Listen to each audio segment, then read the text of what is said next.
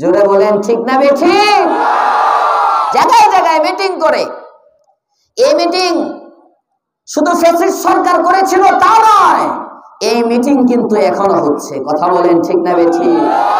দিল্লির দালালেরা ইসকন গ্রুপের নামে এখনো বাংলাদেশে সাম্প্রদায়িক দাঙ্গা করতে চেষ্টা করতেছে। কথা বলেন ঠিক না বেঠিক? মুসলমান সাবধান, ষড়যন্ত্র শুরু, শেষ হয় নাই। সামনে আরো কি দেখতে হয় আল্লাহ জানে।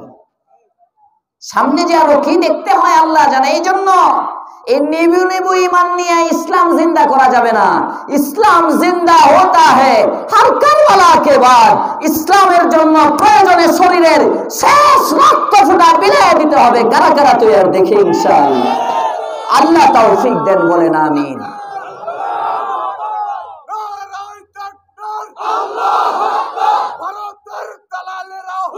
তো ভাঙ্গা ভাঙ্গা হয়ে গেছে। আমি আবার সালাম দেই, পরে উত্তর দেন একসাথে। আসসালামু আলাইকুম ওয়া রাহমাতুল্লাহি ওয়া বারাকাতুহু। ইন্নাল হামদালিল্লাহ নাহমাদুহু ওয়া নাস্তাঈনুহু ওয়া নাস্তাগফিরুহু ওয়া নু'মিনু বিহি ওয়া নাতাওয়াক্কালু আলাইহি ونعوذ بالله من شرور أنفسنا ومن سيئات أعمالنا من يهده الله فلا مضل له ومن يضلل فلا هادي له ونشهد أن لا إله إلا الله وحده لا شريك له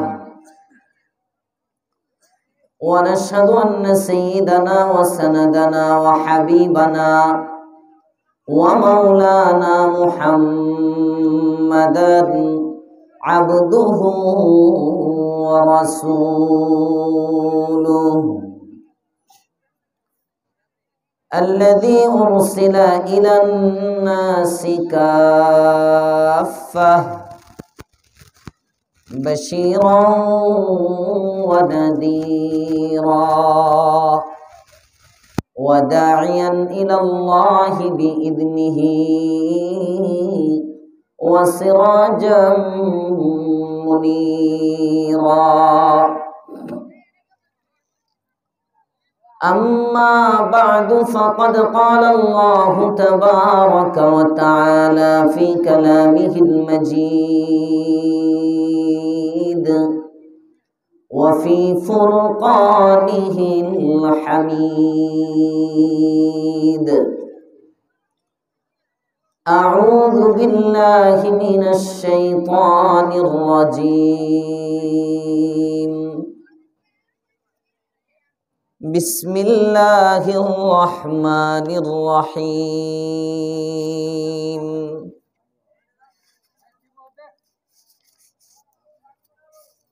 والعصر إن الإنسان لفي خسر إلا الذين آمنوا وعملوا الصالحات وتواصوا بالحق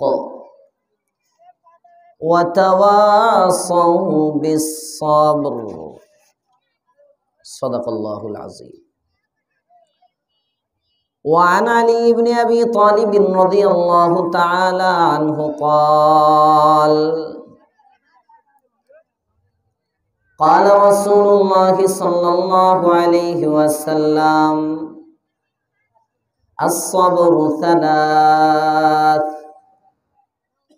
الصبر على الطاعة والصبر عن المعاصي والصبر على المصيبة أو كما قال عليه الصلاة والسلام اللهم صل على محمد وعلى آل محمد كما صليت على إبراهيم وعلى آل إبراهيم إنك حميد مجيد বালুয়াতে মনে হয় এই দুরূদ শরীফ চলে না নামাজে? হ্যাঁ হ্যাঁ হ্যাঁ ভিন্ন নতুন কোনো দুরুদ নাই তো? তো সবার পরিচিত দুরুদ পড়ি, সবাই পড়ি মুহাব্বতে। আল্লাহুম্মা সাল্লি আলা মুহাম্মাদিন ওয়া আলা আলি মুহাম্মাদ কামা সাল্লাইতা আলা ইব্রাহিম ওয়া আলা আলি ইব্রাহিম ইন্নাকা হামিদুম মাজিদ।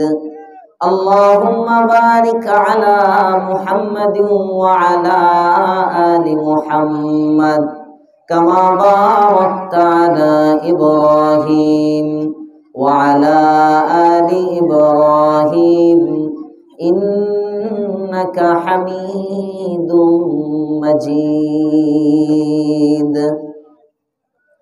سبحانك لا علم لنا إلا ما علمتنا إنك أنت العليم الحكيم। ऐ खासान रसूल वक्त दुआ है, ऐ खासान रसूल वक्त दुआ है,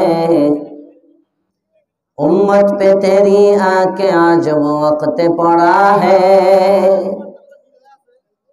जो दिन बड़ी शान से निकला था वतन से,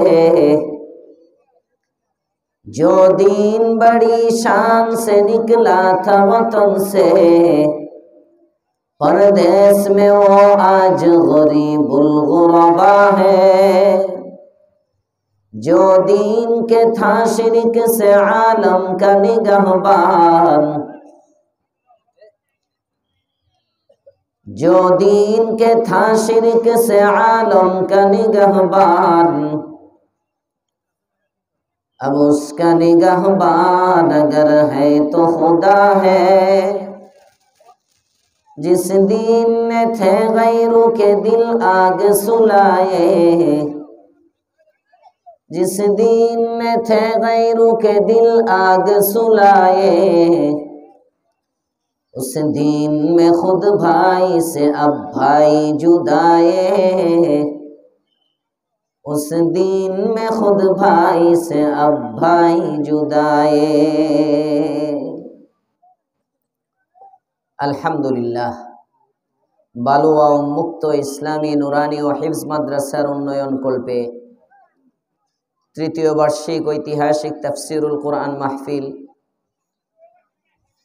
মাহফিলের পরম শ্রদ্ধাভাজন সভাপতি, সহসভাপতি, সম্মানিত পরিচালক, উপস্থিত আকাশের নক্ষত্রতুল্য জাতির রাহবার হযরতে উলামায়ে কেরাম, মান্যবর মুরব্বিয়ানে আযম, যুবক বন্ধুগণ, ছোট বাচ্চারা, মাইকের আওয়াজ যতদূর যাচ্ছে অবস্থানরত সম্মানিতা মা ও বোনেরা, শুকরিয়া আদায় করছি রব্বে করিমের দরবারে, যার তৌফিকে একটি বছর পরে মাদ্রাসার এই মাহফিলকে কেন্দ্র করে আল্লাহ পাক রব্বুল আলামিন আমাদের সকলকে কোরআন ও সুন্নাহর নিসবতে জান্নাতের টুকরায় বাগানে আসার এবং বসার তৌফিক দান করেছেন। এজন্য কালিমাতুশ শুকর পড়ি আলহামদুলিল্লাহ।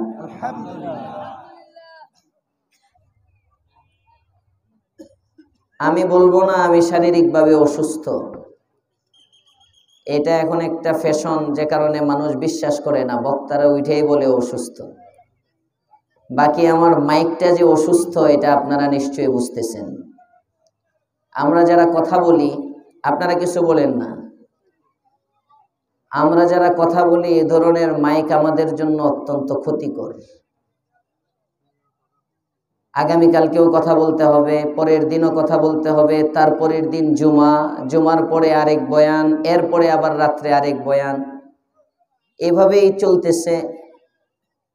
প্রতিদিন সকালবেলা ৫-৬টা ক্লাস করাইয়া, 6টা ক্লাস তো 6টা ওয়াজ, উলামায়ে কেরাম যারা তারা জানে। অনেক বক্তা মাইপা কথা বলে বর্তমানে, 30 মিনিট 35 মিনিট 40 মিনিট চিল্লান দিবে, মাঠে একটু বরবর নারায়ে তাকবীর আল্লাহু আকবার উঠবে, যাওয়ার সময় 50,000 টাকা 40,000 টাকা 60,000 টাকা গইনা লয়ে যাইব।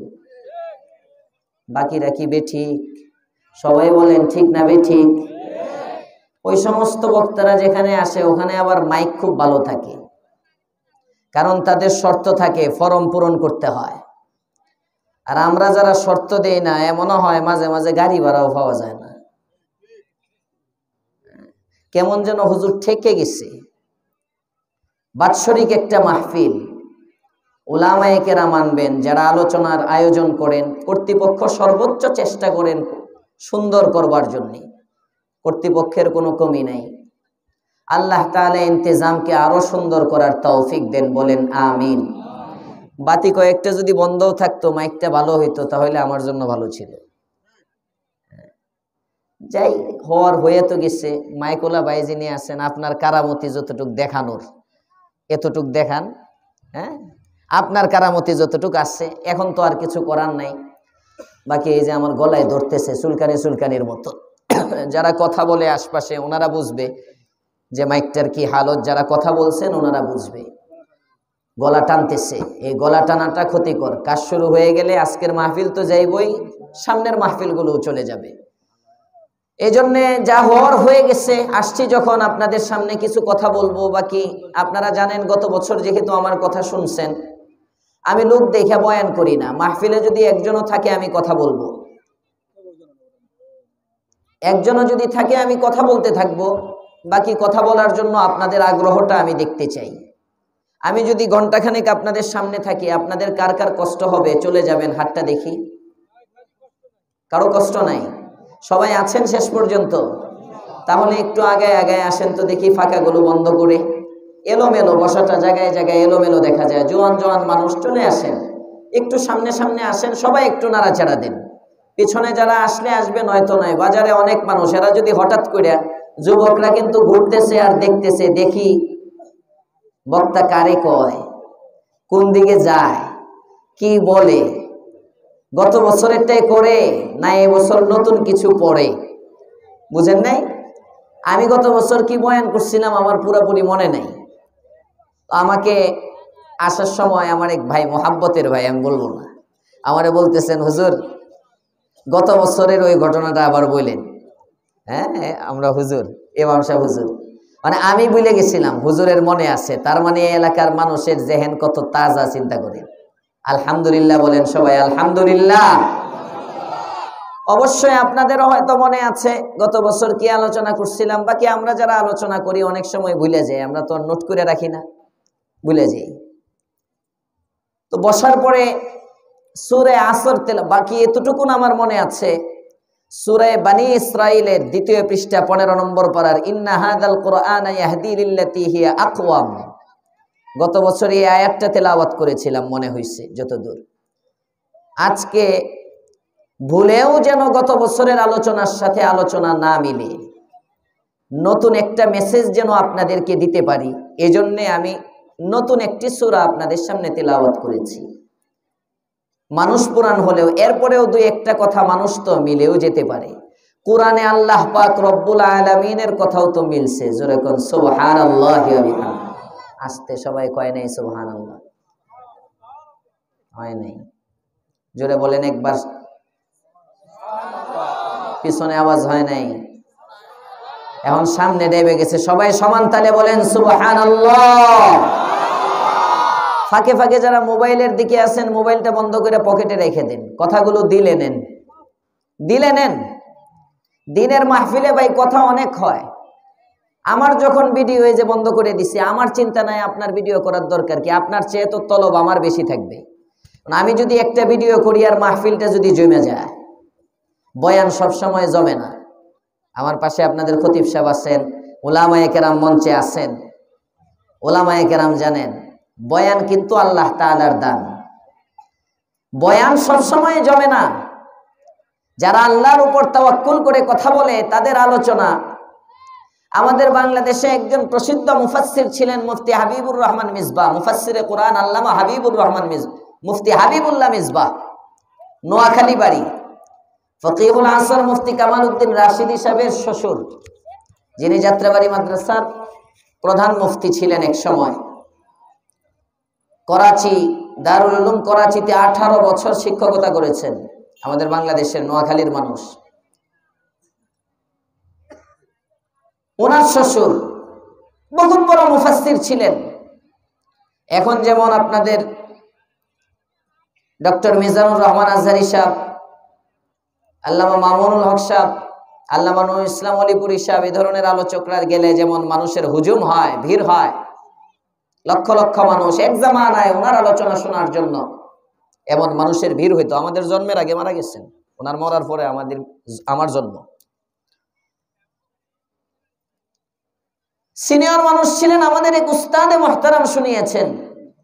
হাটহাজারী মাদ্রাসায় হুজুর যখন পড়েন তখন একদিন ওনার আলোচনা শুনলেন। আলোচনা শোনার পরে 8 আনা ভাড়া দিয়ে কয়েকদিন পরে আরেক জায়গায় ওনার বয়ান শুনতে গেছেন। ওখানে ওনার বয়ানের হালত এমন, হুজুর বলেন মনে হয়েছে 8 আনাই বৃথা। তার মানে বয়ান কার দান? পিছনে যারা বলে তারা নিজেরাই মনে হয় শক্তি পায় কথা বলে। জোরে বলেন, বাকশক্তি কার দান? আচ্ছা, আপনারা কি বিরক্ত হচ্ছেন? তাহলে আপনাদের আওয়াজটা এই বছর এখনো চাঙ্গা পাইতেছি না। আমার কথা সবাই শুনতে পাচ্ছেন তো? যারা দাঁড়ায় আছে ওই কোনায়, তারাও কি আমার কথা শুনে? এই যে দাঁড়ানো ভাইয়েরা শুনতে পাচ্ছেন? বসে পড়েন সামনে এসে, মাশাআল্লাহ। ওই যে আসতেছে জোয়ান জোয়ান ভাইয়েরা, বাজারে যারা আছেন ঘোরাফেরা করতেছেন, মেহেরবানি করে বছরে একদিন, গত বছরে এই মাহফিলে ছিল আজকে নাই, এমন মানুষ মনে হয় গোটা এলাকায় খুঁজলে একজনও পাওয়া যাবে না। হ্যাঁ হ্যাঁ হ্যাঁ, জমিনে নাই, মাহফিলে নাই এমন না, একদম মাটির নিচে চলে গেছে। গত 1 বছরে মনে হয় এই এলাকায় আজরাইল আসে নাই। হ্যাঁ হ্যাঁ হ্যাঁ, আসছে। আত্মীয় স্বজন কারো মারা গেছে, এই এলাকার কারো মৃত্যু হয়েছে। চিন্তা করেন, গত বছর এই মাহফিলে ছিল, এই প্যান্ডেলে, এই জায়গায় ছিল, এই আলোচকের বয়ান শুনেছে। আজকে উনি কবরে, আজকে নাই। আগামী বছর আমিও কবরের বাসিন্দা হয়ে যেতে পারি। বছরে একটা দিন যারা বাজারে দোকানঘাট মাহফিলে যারা দোকান নিয়ে আসে, আমার আফসোস হয় তাদের উপরে। দুনিয়ার জন্য এত পাগল, উচিত তো ছিল দোকান বন্ধ করে, বাজার ঘাট সব বন্ধ করে একদিন আমাদের এলাকার মাহফিলে থাকবো। কথা বলেন ঠিক না বেঠি? আরে বাজার তো সব সময় করা যায়, জিলাপি তো প্রতিদিনই খুঁজে পাওয়া যায়, ফুটকার বেলুন তো প্রতিদিন কিনতে পাওয়া যায়। বড় আফসোস হয় এখন ওয়াজ মাহফিলের বাজারের মধ্যে নারীরাও বাজার করতে যায়। আসতে বলেন কেন ঠিক? শাহজালালের আওয়াজে বলেন ঠিক না বেঠিক? একেবারে নারী পুরুষ একসাথে কেমন যেন আসে মার্কেট করতে, কেমন যেন মার্কেট। এজন্য আমি এই বছর মাহফিল অনেক কমায় দিচ্ছি, অনেক অনেক শর্ত। 1 নম্বর, ভিডিও করা যাবে না। এরপরে দিয়ে মাহফিলের আওয়াজ প্যান্ডেলের বাহিরে দূর দূরান্তে যে হরন দেয়, এটাও এই বছর অনেক জায়গায় শর্ত। আস্তে আস্তে লাইনে দিবা না দূরে। বাজারে একজন বাজার করতেছে, সে মাহফিলের বয়ান শুনতে চায় না, আগ্রহী নয়। কোরআন এত পানিতে পড়ে নাই, একজনে কোরআন নিতে চায় না, তাকে জোর করে শোনাবো। কথা বলেন ঠিক না বেঠিক? কোরআন অনেক দামি, এই কোরআন এত দামি, কোরআন শোনার জন্য মক্কার কাফেররা পর্যন্ত রাসূলের দরবারে চলে যেত। কাফেররা ইতিহাসের পাতায় আছে, আল্লাহর পয়গম্বর বাইতুল্লাহর সামনে দাঁড়িয়ে দাঁড়িয়ে তিলাওয়াত করেন, কোরআনে কারীম তিলাওয়াত করেন। নবী রাসূল করিম সাল্লাল্লাহু আলাইহি ওয়াসাল্লামের ফার্স্ট মিশন ছিল তিলাওয়াতে কোরআন। মানে কাউকে আপনার দাওয়াত দিতে হবে না, শুধু কোরআনের আওয়াজ মানুষের কানে যাবে। এই কোরআনের আওয়াজ যে দিলের মধ্যে, যে কানের মধ্যে পড়বে, আল্লাহ তাআলা তার হেদায়েতের ব্যবস্থা করে দিবে।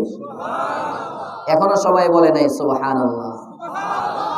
আমি কোয়ালিটি বুঝতেছি, মাইকটাও আমার বানাইতে চেষ্টা করতেছি, মনে মনে দোয়া করতেছি। আমার বানাইতে মানে আল্লাহর কাছে দোয়া করতেছি।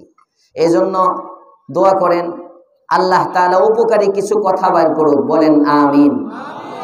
সুর মাকসাদ না, সুর তো আমার এত নাই, আমার চেয়ে সুরালো বক্তা এখানে আলোচকরা আলোচনা করছেন। আমার আগে যে ভাই আলোচনা করছেন, আমি রুমে বসে উনি যখন গজলের টান দিচ্ছেন, হ্যাঁ আমি শুনতেছিলাম, খুব মুগ্ধ আমি ওনার কণ্ঠে।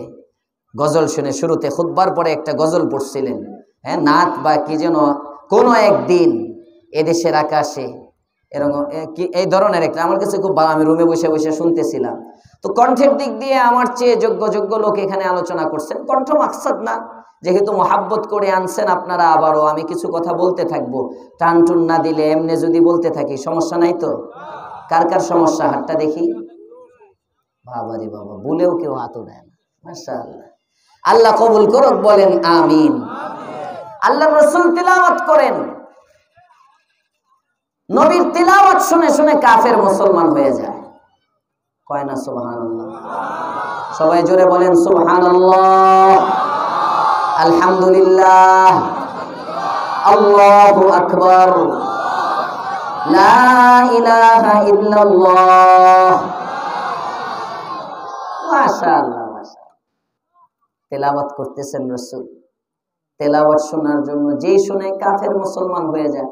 এবার মিটিং বসছে, মিটিং, যেমন আমাদের বিগত সরকার জায়গায় জায়গায় মিটিং বসতো কেমনে কোরআন বন্ধ করা যায়। পিছনের বাইরে আওয়ামী লীগ করে লেগে ঠিক করে নেই। জোরে বলেন ঠিক না বেঠিক?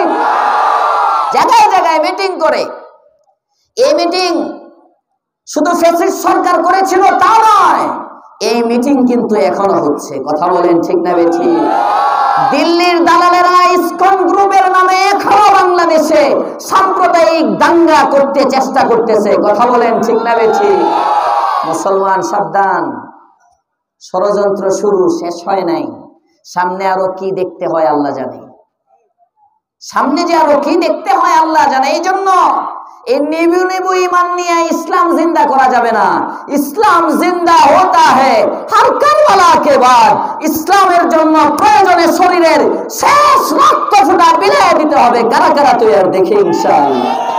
আল্লাহ তৌফিক দেন, বলেন আমিন।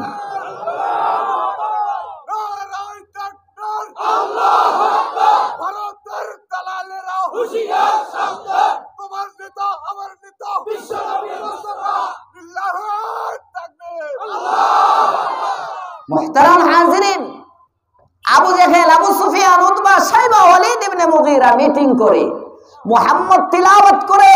এই তিলাওয়াত তো মানুষ শুনে আর কাফের মুসলমান হয়ে যায়। কিভাবে বন্ধ করা যায়? কই জরিমানা দাও। কি জরিমানা? ওয়াজ মাহফিল করতে গেলে অনুমতি লাগবে, এটাও কিন্তু একটা জরিমানা। এক সময় ছিল না? কথা বলেন না কেন? এক সময় ছিল না? আল্লাহর রাস্তে আমার কথায় কেউ রাজনীতির গ্রান খুঁজবেন না, আমি গত বছর খুঁজা দিচ্ছি। আমার আলোচনায় এমন, এটা কখনো আওয়ামী লীগের উপরে যাইব, কখনো বিএনপির উপরে যাইব, কখনো জামাতের উপরে যাইব, কখনো স্বয়ং আমার উপরে যাবে। কোরআন একটা আয়না, সমস্যা যার হবে তার গায়ে পড়বে। সমস্যা তোমার, কোরআনে কোনো সমস্যা নাই। কথা বলেন ঠিক না বেঠিক? আল্লাহ আমাদেরকে বুঝার তৌফিক দেন, বলেন আমিন। মিটিং বসছে, মিটিং বসে কয়ে জরিমানা দাও। যে মুহাম্মদের তিলাওয়াত শুনবে 100 উট জরিমানা দিতে হবে। কয়শো উট? একটা উটের দাম গাবতলী হাটে 20 লাখ, 22 লাখ, 25 লাখ এক উট। তো 100 উট কত কত কোটি টাকা, চিন্তা করে জরিমানা দিতে। ওই জামানার কাফেররা তো আর এখনকার নেতাদের মতো এত ধনী ছিল না যে হাজার হাজার কোটি বিদেশ পাচার করবে। কথা বল না কেন? হ্যাঁ, এত ধনী ছিল না। অধিকাংশই দিন আনে দিন খাইতো। এরা কালিমা পড়তো না, কিন্তু এই জামানার পাচারকারী দুর্নীতিবাজ নেতাদের চেয়ে এদের চরিত্র ভালো ছিল। ইতিহাস সাক্ষী। আল্লাহর পয়গম্বর, আপনি আমার নবী, দু জাহানের সরদার, রাহমাতুল লিল আলামিন সাল্লাল্লাহু আলাইহি ওয়াসাল্লাম তিলাওয়াত করেন কোরআনে কারীম। কাফেররা বলে না না না, এই তিলাওয়াত শোনা যাবে না। যে ব্যক্তি তিলাওয়াত শুনবে, মুহাম্মাদের তিলাওয়াত যে ব্যক্তি শুনতে যাবে, 100 উট জরিমানা দিতে হবে। ফরমান জারি করে দাও, এলাকার মধ্যে লিফলেট বিলি করে দাও, জায়গায় জায়গায় লিখে দাও, ব্যানার ফেস্টুন দিয়ে দাও। ভয়ে কেউ মুহাম্মাদের তিলাওয়াত শুনতে যাবে না, আর কেউ কালিমা পড়ে মুসলমানও হবে না। ঘটনা তো দিনের বেলা বৈঠক হলো, লিফলেট, ইশতেহার ব্যানার ফেস্টুনে জায়গায় জায়গায় ভরে গেল। একজন একজন করে এক একজনের কানের মধ্যে খবর পৌঁছে গেল, আজকে থেকে মুহাম্মদের তিলাওয়াত শুনতে যাওয়া যাবে না। যে ব্যক্তি মুহাম্মদের তিলাওয়াত শুনতে যাবে 100 উট তার জরিমানা দিতে হবে। কিন্তু অবস্থা বেগতিক। রাতের আঁধারে আবু জাহেল, আবু সুফিয়ান, উতবা, শাইবা, ওয়ালিদ ইবনে মুগীরা যার যার ঘরের মধ্যে গিয়ে ঘুমাবার চেষ্টা করে। ওয়ালিদ ইবনে মুগীরা বিছানার মধ্যে মাথাটা লাগায়, বালিশের মধ্যে মাথা লাগায়, ডান পাশ করে বাম পাশ করে, একবার ডান করোটে শোয়, একবার বাম করোটে শোয়। ওয়ালিদ ইবনে মুগীরার ঘুম আসে না, শাইবার ঘুম আসে না, উতবার ঘুম আসে না, আবু জাহেলের ঘুম আসে না, আবু সুফিয়ানের ঘুম আসে না। সবাই অস্থির অস্থির। হায় হায় হায়, দিনের আলোতে যদিও আল্লাহর রাসূলের বিরোধিতা করি, দিনের আলোতে যদিও মুহাম্মদকে মিথ্যাবাদী বলি, কিন্তু রাতের আঁধারে মুহাম্মদ যখন কোরআনে কারীম তিলাওয়াত করে আমরাও তো তিলাওয়াত শুনতে যাই। আজকে যে নিয়ম হলো, আমরা যদি না যাই, মুহাম্মদের তিলাওয়াত না শুনলে তো ঘুমাইতে পারবো না। কয় না সুবহানাল্লাহ? দেখছেন দেখছেন দেখছেন, জোরে কোন সুবহানাল্লাহ। হায় হায় হায়, কাফেররা তিলাওয়াত না শুনে ঘুমাইতে পারে না, আর মুসলমানের বাচ্চা বাজারে আইসা ঘুরে মাহফিলের ভিতর আসতে পারে না। কথা বলেন ঠিক না বেঠিক? এই ধরনের মুসলমান গুলোর চেয়ে আবু জাহেল ভালো। আর আসতে কও ঠিক, জোরে বলেন ঠিক না বেঠিক? এর রাগে আবার বাজারওয়ালারা উল্টা দিকে যায় না, রাগ কইরা পারলে প্যান্ডেলে আইসা পড়েন, হুজুর যখন আবু জাহেলের মতো কইতেছে, দেখি না আমরা আবু বকরের মতো। কথা বলেন ঠিক না বেঠিক? আল্লাহ তুমি তৌফিক দাও, বলেন আমিন। ইচ্ছা করলে আসতে পারবে না, আনেন কে? সবাই বলেন আনেন কে? আল্লাহ আনেন। আল্লাহ তৌফিক দিলে হয়। হযরত আতা ইবনে আবি রবাহ বহুত বড় বুজুর্গ ছিলেন। আতা ইবনে আবি রবাহ একটা গোলাম কিনে লয়ে গেছেন, গোলাম বান্দি। এক জামানায় গোলামবাদীর প্রচলন ছিল। আপনাদের কষ্ট হচ্ছে? মেহেরবানি করে একেবারে চাপ দিয়ে ধরে বয়ে থাকবেন। একান্ত যতক্ষণ রাখতে পারেন রাখবেন। যদি বুঝেন যে এখন বসে থাকলে আমার প্রস্রাব পড়ে যাইব, জায়গা নাপাক হয়ে যাব, তখন আস্তে আস্তে উঠে যাইবেন। ঠিক আছে ইনশাআল্লাহ? ওয়াদা একদম জরুরত ছাড়া। আর কোনো বাদাম গোলা বোটলা মেহেরবানি করে প্যান্ডেলের ভিতরে বাদাম বুট বেচতে আয়েন না, ভাইরাল করে দিব কিন্তু একেবারে। আগে কয়ে দিলাম, সতর্ক। কেউ আসবেন না। যারা এখানে আছি এদিক সেদিক না তাকায়া একদম সোজা মনোযোগের সাথে থাকেন, দেখবেন আল্লাহর রহমত শামিলে হাল হবে ইনশাআল্লাহ। অল্প সময়ে অনেক বরকত হবে। আল্লাহ তৌফিক দেন, বলেন আমিন। মুহতারাম হাজিরিন, আবু জাহেল, আবু সুফিয়ান, উতবা, শাইবা ঘুমাইতে পারে না। হায় হায় হায়, কি করি? এবার আবু সুফিয়ান চিন্তা করে, আজকে মাত্র তাজা নিয়ম হয়েছে, নতুন নতুন নিয়ম হইলে সবাই একটু মানে। কথা বলেন ঠিক না বেঠিক? সবাই মানে। আচ্ছা, আজকে তো আর কেউ যাইবো না, আমি একা যাই। উতবা ঘরের মধ্যে চিন্তা করে, আজকে তো আর কেউ যাইবো না, আমি একা যাই। শাইবা ঘরের মধ্যে চিন্তা করে, আজকে তো আর কেউ যাবে না, আমি একা যাই। সবাই চিন্তা করতেছে আমি একা যাই। এভাবে সবাই গিয়ে নবীর তেলাওয়াত শুনতেছে। আল্লাহর পয়গম্বর, আপনি আমার নবী, দু জাহানের সরদার, রাহমাতুল লিল আলামিন সাল্লাল্লাহু আলাইহি ওয়াসাল্লাম কোরআনে কারীমের তিলাওয়াত করেন নামাজের মধ্যে দাঁড়িয়ে দাঁড়িয়ে। পয়গম্বর যখন সিজদায় চলে গেলেন, সিজদার পরে যখন কদা, যখন বসে নবী আমার এখন সালাম ফিরাবেন, এটা যখন বুঝে এবার নামাজ শেষ, সবাই যখন একসাথে আসার সময় পথ ভিন্ন, যাবার বেলায় পথ এক, অন্ধকারের মধ্যে যখন যায় একজন আরেকজনের সাথে বাড়ি খায়, উষ্টা খায়, একটা আরেকটা তুই কে, তুই কে, তো কণ্ঠে দেখে আমরা নিজেরাই। কথা বলেন ঠিক না বেঠিক? নিজেরাই। হায় হায় হায়, কল্পনাও করে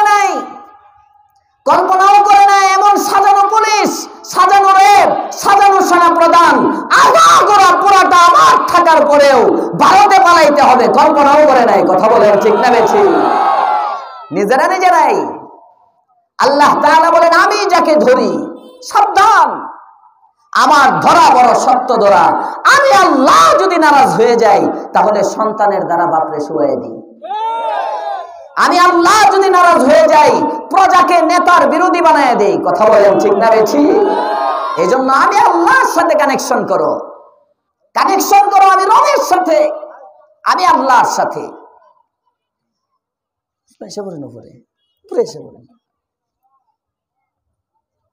কানেকশন রবের সাথে করো। আল্লাহর সাথে যদি কানেকশন হয় তাহলে কোনো সমস্যা নাই। আর যদি ভরসা হয় সেনাবাহিনীর উপরে, সেনা প্রধান আত্মীয় লাগে, ও ঠেকাই বলে দেখবা কেমনে ফাসার করে। কথা বলেন ঠিক না ঠিক? রাজনীতি করতেছি লাগতেছে? হ্যাঁ হ্যাঁ, রাজনীতি করতেছি না না না, আমি একটা গল্প বুঝাইতেছি। গল্প কোরআনের ঘটনাটা বুঝাইতেছি। একটা আরেকটারে উস্তাদে সব কাফের। কই কিরে তুই কি কই কোয়েন না। আবু সুফিয়ান কয় আপনি কেন আইছেন লিডার? আগে আপনার দেখুন, পরে আমরা কই। আবু সুফিয়ান কয় আমি আইছি দেখার জন্য আমার হুকুম অমান্য করলো কারা। কাফের চালাক। বাকিরা কয় হুজুর এনে সাবা সুবা ফিডায়েন না লিডার। এনে তো বাকিরের কেউ নাই, আমরাই তো। সত্য বলতে সমস্যা কি? আমরা নিজেরাই তো, কোনো সমস্যা নাই। নিজেরা কিন্তু তারা আবার সত্য বলতো মাঝে মাঝে। তারিখের কিতাবের মধ্যে আছে আবু জেহেল আর আখনাস বিন শারিক কাফের লিডার। এও একজন ছোট মোটো আতিপাতি নেতা, কত রকম নেতা আছে না। আখনাস বিন শারিকও একজন নেতা গোছের ব্যক্তি ছিল। একদিন বদরের যুদ্ধের সময় আবু জেহেলকে জিজ্ঞেস করে এই আবু জেহেল বলেন তো মুহাম্মদ সত্য বলে না মিথ্যা বলে? আখনাস বিন শারিক আবু জেহেলকে জিজ্ঞেস করে মুহাম্মদ সত্য বলে না মিথ্যা বলে? আবু জেহেল ডাইনে বামে সামনে পিছনে তাকায় দেখে বিরোধী দলের কেউ আছে কিনা। সুবহানাল্লাহ বলবেন না? দেখে কেউ নাই, দুইজনই। ডাক দিয়ে বলে আখনাস বিন শারিক ভালো করে মনে রাখো, দিলের কানে শুনে নাও, দিনের বেলা মুহাম্মদের বিরোধিতা করি ঠিক, মুহাম্মদকে যদিও আমি মিথ্যাবাদী বলি, কিন্তু আসলে বাস্তবতা হলো মুহাম্মদ যা বলে সব সত্য বলে। মুহাম্মদের মতো সত্যবাদী কোনো ব্যক্তি না। আবু জেহেল মুহাম্মদের সাদাকাত, এটাই কবি বলেন সাদাকাত নেহি छुपा सकती बनावट की उसूलों से कि खुशबू आ नहीं सकती कभी कागज की फूलों से। सदाकत नहीं छुपा सकती बनावट की उसूलों से कि खुशबू आ नहीं सकती कभी कागज की फूलों से। কখনো সত্য কখনো গোপন রাখা যায় না। কথা বলেন ঠিক না বেঠিক?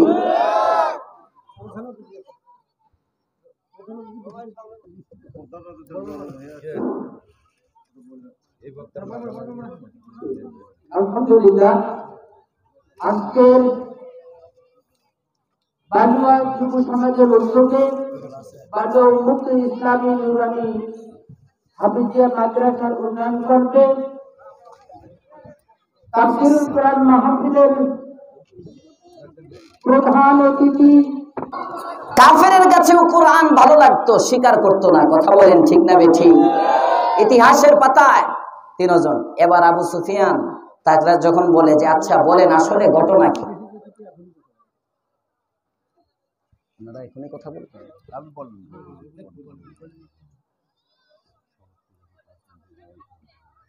আবু সুফিয়ান এবার ওনাকে বলতেছে এই শোনো আসলে ঘটনাটা কি খুলে বলো। এবার তারা বলে যে আসল ঘটনা হলো প্রতিদিন মুহাম্মদের তিলাওয়াত যখন শুনি দিনের বেলা, তখন ভাই ডিস্টার্ব করা যাবে না কথার মধ্যে। এবার আবু সুফিয়ান বলে আসলে বিষয়টা হলো প্রতিদিন মুহাম্মদের তিলাওয়াত শুনি, তারপরে রাতে ঘুমাই। আজকে যখন নিয়ম করেছেন চিন্তা করলাম তিলাওয়াত শুনবো না, কিন্তু বালিশে মাথা লাগায় শুধু ডান পাশ বাম পাশ করি, তেলাওয়াত না শুনে তো ঘুমাইতে পারি না। জোরে বলেন সুবহানাল্লাহ। আল্লাহ তাআলা আমাদেরকে কোরআনের আশিক হওয়ার তৌফিক দান করেন, বলেন আমিন। আমি আপনাদের সামনে কোরআনে কারীমের ছোট্ট একটি সূরা তিলাওয়াত করেছি, সূরাতুল আসর। যেহেতু তাফসীরুল কোরআন মাহফিল আপনাদের লেখা, তৃতীয় বার্ষিক তাফসীরুল কোরআন মাহফিল, অল্প সময়ে আপনাদেরকে ছোট্ট একটি মেসেজ দেওয়ার জন্য 3 আয়াতের ছোট্ট একটি সূরা আমি তিলাওয়াত করেছি। জানাকা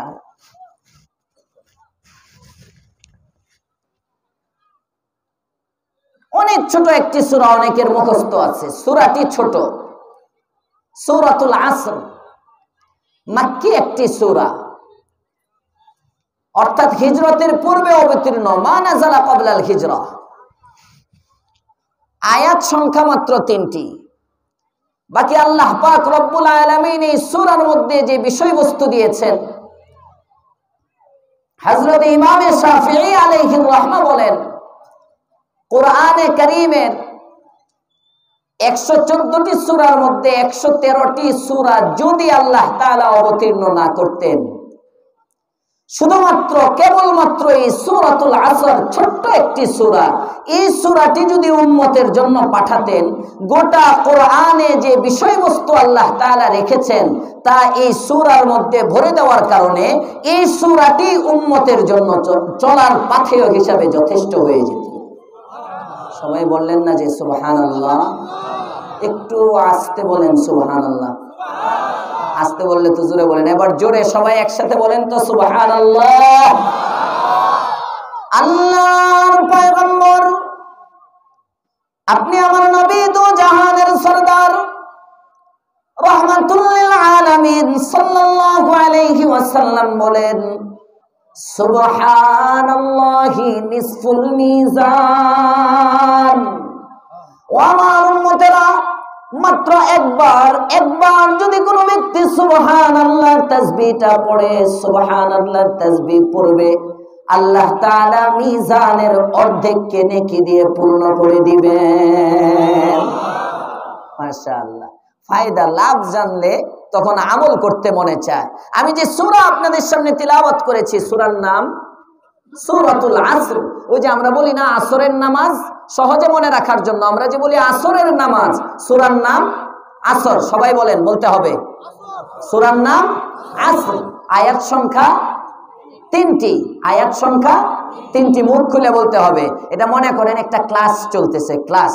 আমি কতক্ষণ চিল্লাইলাম, আপনারা কতক্ষণ শুনলেন, উঠে চলে গেলেন। এরপরে একজন জিজ্ঞেস করলো, কি রে হুজুর কি বললো?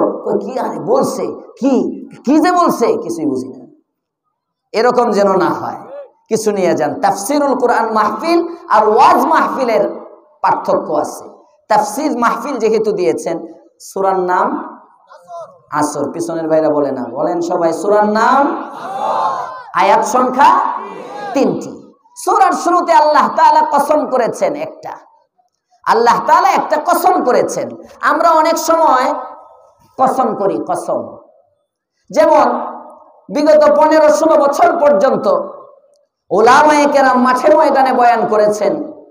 অনেক সময় বলেছেন, যারা জালেম হয়, যারা জুলুম করে, ফেরাউন টিকতে পারে নাই, নমরুদ টিকতে পারে নাই, জামানার কোনো জালেমও টিকতে পারবে না, কসম খোদার অবশ্যই অবশ্যই পতন হবে। এভাবে উলামায়ে কেরাম বলছেন, বলেন নাই? অনেকে বলছেন। এই যে কসমটা করে কেন? দৃঢ়তার জন্য, তাকিদের জন্য, মানুষ যেন ফিরে আসে, মানুষ যেন সতর্ক হয়। আল্লাহ পাক রব্বুল আলামিনের তো কথা এমনিই সত্য, রব হিসাবে উনি তো সত্যবাদী, সবচেয়ে সত্যবাদী। ওনার কথার মধ্যে তো মিথ্যার কোনো প্রশ্নই আসে না, সন্দেহের কোনো অবকাশই নাই। তারপরেও রব কসম করলেন কেন? আমাদের মানুষকে বিশ্বাস করাবার জন্য, আমরা যেন বিশ্বাস করি। আমরা কথাবার্তার মধ্যে কসম বলি, কসম বললে একটু মজবুত হয়। দেখবেন আদালতে দাঁড়ায়া এই জন্য ওই যে কাঠগড়ার মধ্যে কোরআন শরীফ হাতে দেয়, দিয়ে যাহা বলিব সত্য বলিব, কখনো মিথ্যা বলিব না, আগে অঙ্গীকার করায়, পরে সত্য বলুক আর মিথ্যা বলুক, এটা পরে, তার ইমান তার কাছে। কিন্তু এটা করায় কেন? একটু গুরুত্ব বুঝাবার জন্যে। আল্লাহ পাক রব্বুল আলামিন নিজের কসম দরকার নাই, কিন্তু উম্মত যেহেতু কসম করলে কথাটাকে শক্তিশালী মনে করে, যে কারণে সূরার প্রথম আয়াতে আল্লাহ তাআলা একটা কসম করলেন। সুবহানাল্লাহ। কসমটা কিসের করলেন খেয়াল করেন। ওয়াল আসর, আসরের কসম। ওয়াও মানে কসম। আমরা যেমন বলি আল্লাহর কসম, 2 শব্দ, আল্লাহ তাআলা এখানে বলতেছেন ওয়াল আসর, আসরের কসম। আসর মানে আসর, সহজে বোঝাবার জন্য। আসর মানে ওই যে আসরের নামাজ মনে করেন, আসর। আর ওয়াও মানে কসম, ওয়াল আসর মানে আসরের কসম। প্রশ্ন, আল্লাহ পাক রব্বুল আলামিন কোরআনে কারীমে জায়গায় জায়গায় অনেক কসম করেছেন। অনেক কসম করেছেন, কোথাও সূর্যের, কোথাও চাঁদের, কোথাও রাতের, কোথাও দিনের, কোথাও আমার নবীর চেহারার। জোরে বলেন সুবহানাল্লাহ। আমার নবীর চেহারার কসম করেছেন, আমার নবীর চুলের কসম করেছেন, কোথাও মক্কা নগরীর কসম, কোথাও 3 ফলের কসম, কোথাও জাইতুনের কসম, অনেক কসম আল্লাহ তাআলা করলেন। এখানে আল্লাহ তাআলা ভিন্ন ধরনের একটা কসম করলেন, ওয়াল আসর, সময়ের কসম। কেন? অন্য কসমও তো করতে পারতেন, আসমানের কসম, জমিনের কসম, সূর্যের কসম করতে পারতেন। ওয়াল আসর কেন করলেন? ওয়াল আসর কসমটা রব কেন করলেন? আল্লাহ পাক রব্বুল আলামিন এই কসমটা এজন্য করলেন, মানুষের, আমার দিকে তাকায় থাকেন, আমার দিকে তাকান, এলোমেলো হয়ে না। ভলান্টিয়ারের বাইরা যারা একটু এই পর্দাগুলোর আড়ালে, এখনো কিছু আওয়াজ আসতেছে বাচ্চাদের, যদি সম্ভব হয় একটু নীরব করে ফেলেন পরিবেশটা, আল্লাহ তাআলা ঠান্ডা করে দেখ। বলেন আমিন। মনোযোগের সাথে কথা শোনার বলার তৌফিক দান করেন, বলেন আমিন। কষ্ট হচ্ছে আপনাদের? ওয়াল আসর, আল্লাহ তাআলা সময়ের কসম কেন করলেন? তাফসীরে আজিজের মধ্যে মুফাসসির লেখেন, আসর দ্বারা 3টা উদ্দেশ্য। একটা হলো সময়, হায়াত, জীবন, মানুষের জীবন, হায়াতে জিন্দেগি একটা হলো আসরের নামাজ। 3 নম্বর উদ্দেশ্য, আসর দ্বারা রাসূল করিম সাল্লাল্লাহু আলাইহি ওয়াসাল্লামের যুগ। এই 3টা উদ্দেশ্য হতে পারে। আসর দ্বারা যদি হায়াত হয়, আমার জীবন হয়, জীবনের কসম রব কেন করলেন? আল্লাহ তাআলা বুঝাইলেন, বান্দা তোমরা কসম করো দামি জিনিসের। যেমন অনেকে বলে, এই তোর মরছে বাপের কসম খায়া কো। আমাদের ময়মনসিংহে চলে, আপনাদের এই উত্তরবঙ্গে এখানে এই ধরনের কসম চলে কিনা জানি না, গুরুত্ব বোঝাবার জন্য তোমার মরা বাবার কসম খায়া বলো তো, তার মানে বাবার নামে কসম খায়া মিথ্যা বলবে মৃত বাবা। এটা সম্ভব না, এটা সন্তানের জন্য হতে পারে না। কথা বলেন ঠিক না বেঠিক? তাহলে কসমের মধ্যে একটু দামি জিনিস, গুরুত্বপূর্ণ জিনিসের শপথ করে আল্লাহ তাআলা কেমন যেন বুঝাইতেছেন, বান্দা তোমাকে আমি আল্লাহ যত নিয়ামত দিলাম, সমস্ত নিয়ামতের মধ্যে দামি নিয়ামত হলো তোমার হায়াত। হয় না সবাই সুবহানাল্লাহ? কারণ আমরা নিয়ামত বলতে বুঝি কুরমা, পোলাও, বিরিয়ানি, গাড়ি বাড়ি, টাকা পয়সা, ব্যাংক ব্যালেন্স, জমি, ফ্ল্যাট ইত্যাদি। অথচ আমরা চিন্তা করি না এই সব ব্যবহার করার জন্য লাগবে হায়াত। কথা বলেন না কেন? সবচেয়ে দামি নিয়ামতের নাম হায়াত। হায়াত কত দামি নিয়ামত, এর একটা উদাহরণ আপনাদেরকে হাদিস থেকে দিব, যে হাদিসটি সুনান ইবনে মাজার মধ্যে এনেছেন ইমাম ইবনে মাজা আলাইহির রহমা, এবং এই হাদিসটিকে নাসিরউদ্দিন আলবানী, যিনি আহলে হাদিস বন্ধুদের কাছেও একজন সমাদৃত ব্যক্তি, নাসিরউদ্দিন আলবানী, উনিও এই হাদিসটাকে তাসহিহ করেছেন, বিশুদ্ধ বলেছেন। এই হাদিস দুর্বল নয়। আল্লাহর রাসূলের সাহাবী হযরতে তালহা ইবনে উবাইদুল্লাহ, উনি বলেন, আমার সামনে একদিন রাসূলের কাছে 2 জন ব্যক্তি আসলো। 2 জন ব্যক্তি এসে একসাথে একদিনে কালিমা পড়ে মুসলমান হলো। কয়জন আসলো? একসাথে কালিমা পড়ে মুসলমান হলো। মুসলমান হওয়ার পরে তাদের মধ্যে আমলের ভিন্নতা, একজনের আমলের পরিমাণ বেশি আর একজন আমলের পরিমাণ কম। মানে একজন রাতের বেলা সারা রাত তাহাজ্জুদ পড়ে, দিনের বেলা রোজা রাখে, এরপরে আবার যুদ্ধের ময়দানেও যায়, মানে অনেক কষ্ট করে ইবাদত বন্দেগী করে একজন। তালহা ইবনে উবাইদুল্লাহ বলেন, ঘটনাক্রমে যে ব্যক্তিটা আল্লাহর রাস্তায় যুদ্ধে গেল, এই ব্যক্তিটা শহীদ হয়ে গেল। এই ব্যক্তি কিছুদিন পরে শাহাদাত বরণ করলো, মারা গেল। আর যে ব্যক্তিটা আল্লাহর রাস্তায় যুদ্ধে যায়নি, শাহাদাত বরণ করেনি, সে আপন অবস্থায় আছে, ওইভাবেই আছে। 1 বছর পরে এই দ্বিতীয় ব্যক্তি মারা গেল। মুসলমান হলো কয়দিনে? কথা বলে না, কথা বলে না। সবাই বলেন, মুসলমান ইসলাম গ্রহণ করলো কয়দিনে? 1 দিনে। আর মারা গেল কয়দিনের ব্যবধানে? 1 বছরের ব্যবধানে। 1 দিনে ইসলাম গ্রহণ করলো, 1 বছরের ব্যবধানে 2 জনের মৃত্যু হলো। এই মারা যাওয়ার পরে তালহা ইবনে উবাইদুল্লাহ উনি একদিন ঘুমাচ্ছেন, ঘুমের মধ্যে স্বপ্ন দেখেন উনি জান্নাতের দরজায় দাঁড়িয়ে আছেন। সাহাবী স্বপ্ন দেখতেছেন জান্নাতের দরজায় দাঁড়ানো। হঠাৎ দেখেন ওনার সামনে ওই দুইজন সাহাবী যারা একদিনে ইসলাম গ্রহণ করেছিল তারাও আছেন। আল্লাহর পয়গম্বরের সাহাবী হযরত তালহা ইবনে উবাইদুল্লাহ বলেন, আমি স্বপ্ন দেখি আমার ডান পাশে একজন, আমার বাম পাশে একজন। আল্লাহর পয়গম্বরের দুইজন সাহাবী এখানে বসে আছেন, আমিও তাদের মাঝে বসে আছি। হঠাৎ করে একজন ফেরেশতা আসলেন। ফেরেশতা এসে যে ব্যক্তি শহীদ হলেন তাকে নয়, যে ব্যক্তি 1 বছর পরে মৃত্যুবরণ করলেন তাকে বললেন, আল্লাহ তাআলা তোমাকে জান্নাতে চলে যেতে বলেছেন, চলো আমার সাথে। যে ব্যক্তি 1 বছর পরে মৃত্যুবরণ করলেন ওই ব্যক্তিকে ফেরেশতা জান্নাতে নিয়ে গেলেন। হযরতে তালহা ইবনে উবাইদুল্লাহ বলেন, আমি আর আমার সঙ্গে অপেক্ষা করি। কিছুক্ষণ পরে ফেরেশতা আবার আসলেন, এসে আবার যে ব্যক্তিটা শহীদ ছিল তাকেও জান্নাতে নিয়ে গেলেন। দুইজন যখন জান্নাতের মধ্যে চলে গেলেন, হযরতে তালহা ইবনে উবাইদুল্লাহ বলেন, আমি জান্নাতে যাওয়ার জন্য অপেক্ষা করছিলাম। একটু পরে আল্লাহর পয়গম্বরের সাহাবী বর্ণনা করেন, আসমানের ফেরেশতা, জান্নাতে নেওয়ার ফেরেশতা আমার কাছে আবার আসলো, এসে বলতেছেন, রে তালহা, তোমার দুইজন সাথী জান্নাতের মধ্যে চলে গেল, তার কারণ তারা মৃত্যুবরণ করেছে। তুমি যেহেতু এখনো মৃত্যুবরণ করো নাই, তুমি তো স্বপ্নে আছো, তোমার এখনো জান্নাতে যাওয়ার সময় হয় নাই, তুমি চলে যাও। এই কথা বলে ফেরেশতা যখন চলে গেলেন, তালহা ইবনে উবাইদুল্লাহ বলেন, সাথে সাথে আমার ঘুম ভেঙে গেল। ঘুম থেকে জাগ্রত হয়ে আমি এবার মানুষের কাছে বললাম, দেখো, যে ব্যক্তির আমল বেশি সে জান্নাতে গেল পরে, যে ব্যক্তির আমল কম সে জান্নাতে গেল আগে, যে ব্যক্তি শহীদ হলো সে জান্নাতে গেল পরে, যে ব্যক্তি শহীদ হয় নাই, যুদ্ধের ময়দানে যায় নাই, সে জান্নাতে গেল আগে। আমি নিজে স্বপ্ন দেখলাম, সাহাবায়ে কেরাম একে অপরে শুনেন, আলোচনা করেন, সবাই আশ্চর্যান্বিত হন। বিষয়টা কি?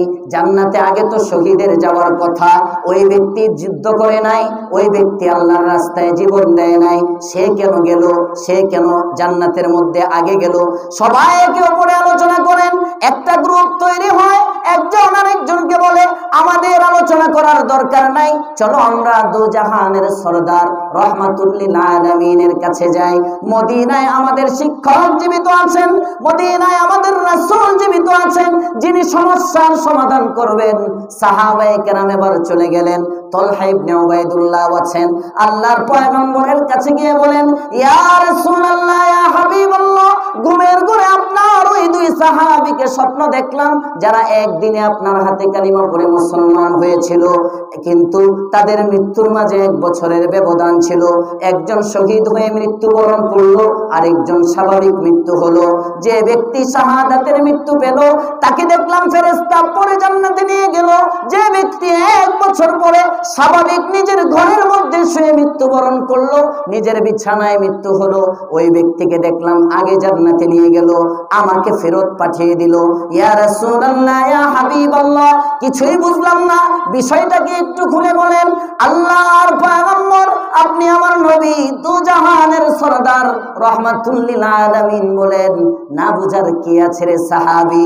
যে সাহাবীটা শহীদ হলো তার চেয়ে 1 বছর হায়াত যে বেশি পেল, সে কি একটা রমজান বেশি পায় নাই?